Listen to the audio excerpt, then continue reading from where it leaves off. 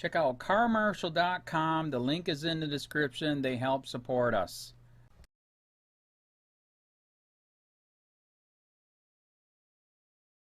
Sacramento Black Lives Matter to launch COPWATCH program.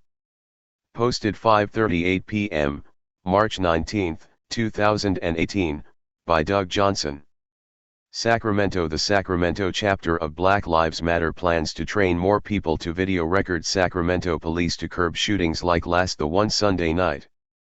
Family members say 23-year-old Stephen Clark is the man who Sacramento police shot and killed in his grandparents' backyard.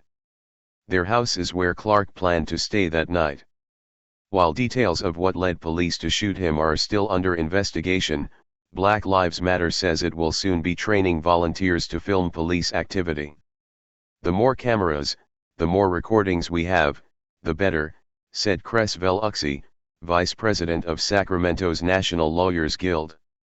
National Lawyers Guild volunteers often observe police and activists during protests. They will be trained, I'm sure, through COPWATCH, and again through our program. It's the same type of thing, where you get people trained to get close enough to get the shot but not too close to interfere, Veluxi said. However, the Sacramento Police Officers Association, the union that represents department employees, does not believe having more cameras on its officers is always a good thing. People do have the right to record officers in public spaces and we recognize that, but often it's difficult for a person who is recording to stay uninvolved, said SPOA President Tim Davis. Davis said a COPWATCH program is also unnecessary because of all the other cameras police carry themselves. Police officers have body cameras.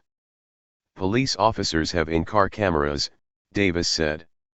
There's cameras in the businesses they interact with. There's cameras everywhere.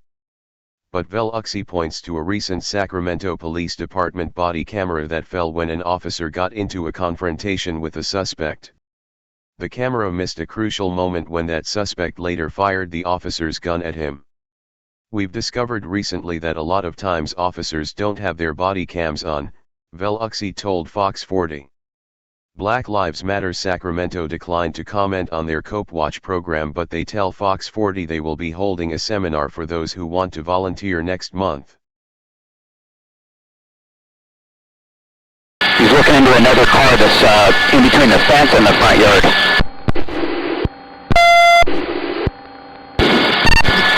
Started ground unit Scott, so it looks like it might be getting one at gunpoint. Copy, one at gunpoint. Okay, let's get a perimeter on this. Guy's running south. He's going to hit this field. He's at one further house to 1 yard to the south. 2 minutes trying to catch him.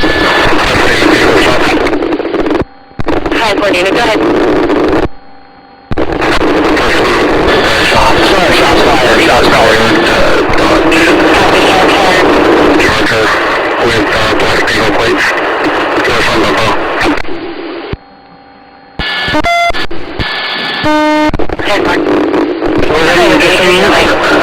Come on from the west to east of the shore.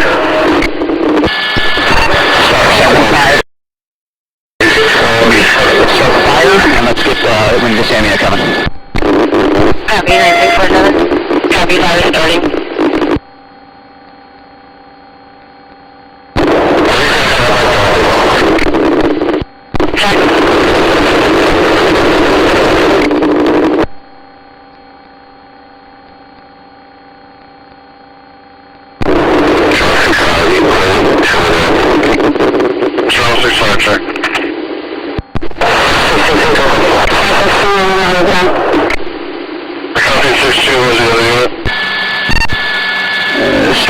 We got several people coming out of all the houses here, so we're going to need several units.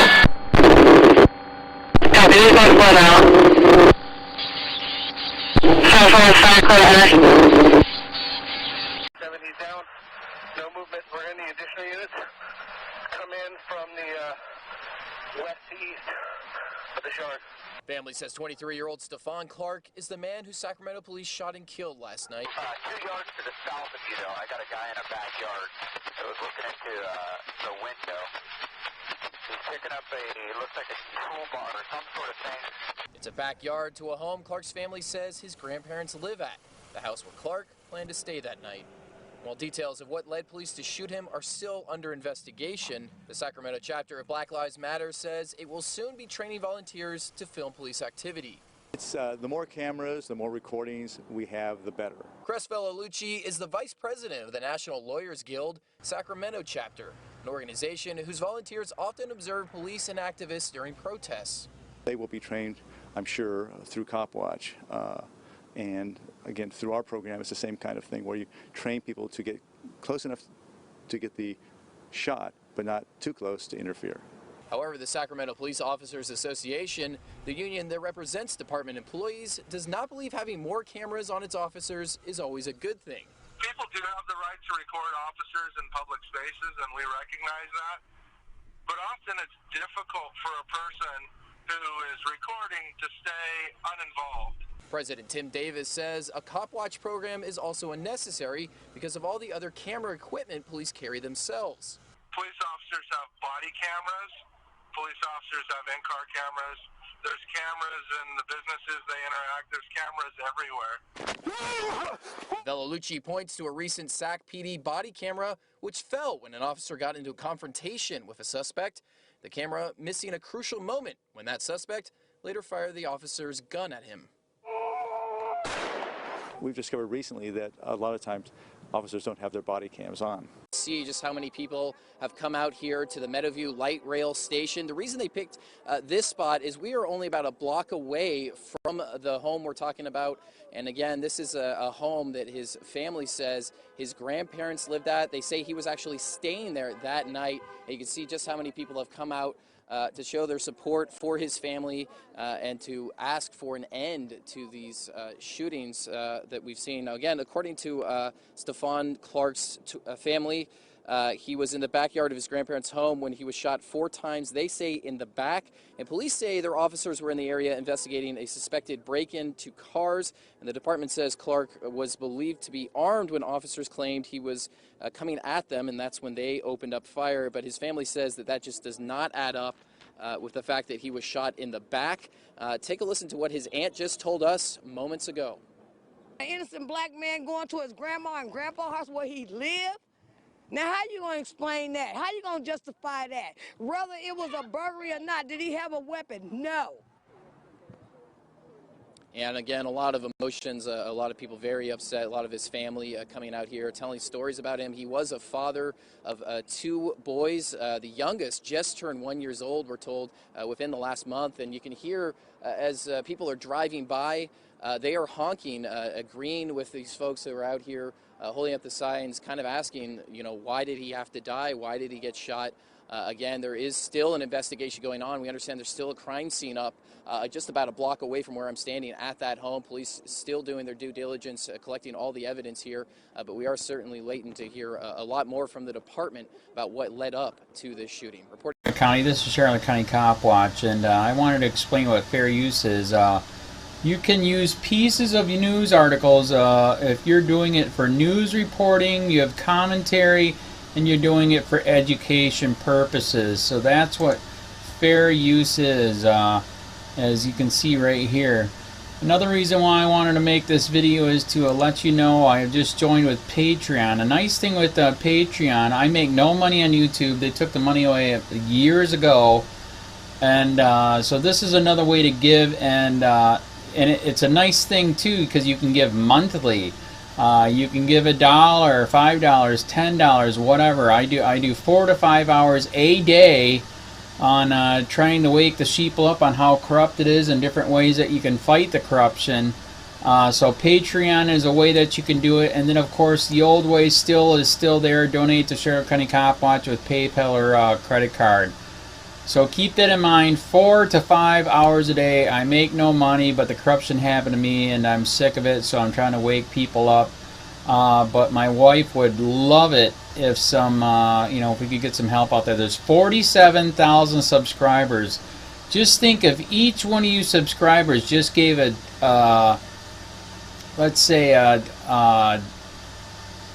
actually, yes, $1 a month. 47,000 subscribers gave $1 a month. That would be awesome. That's not going to happen. But anyways, that would be great if it did happen. But, you know, do the math in your head. Just think about it. Like I said, 4 to 5 hours a day. I get no money from YouTube. YouTube has gone nuts. You can't do anything anymore. They're taking the money away everywhere. So these are a couple different ways that you can still help out with all this time that I put in. And as you know, I'm in a special situation where, you know, at least I can do it. You know, 4 to 5 hours a day. We have a cleaning company during the day. That's what allows me to do this, and we're debt free. So this is my hobby. I don't go fishing and all that other crap. I try to save the world. So help me out to make the wife happy, man. In fact, if you guys did give $1 a day, and there was 47,000 of you, and you did it, and each of you gave $1, and that was every month, oh my God, yes, I could quit. I could start suing them. Another idea too that we have is, you know, if I got, you know, some funds, we could actually contact everyone that has been ticketed and or arrested and put in jail and start sending them postcards to let them know we're here, and to see if everything went all right, and if it didn't, find out their story. So we could even do more investigations and more lawsuits. Lawsuits take money. So just think about that. You know, 47,000 of you so far right now. You know, $1 a day. I mean, $1 a month on Patreon, or $5 a month Patreon, 10, 20, whatever. Just do the math in your head. Help out. This is a lot of work every single day. Thanks.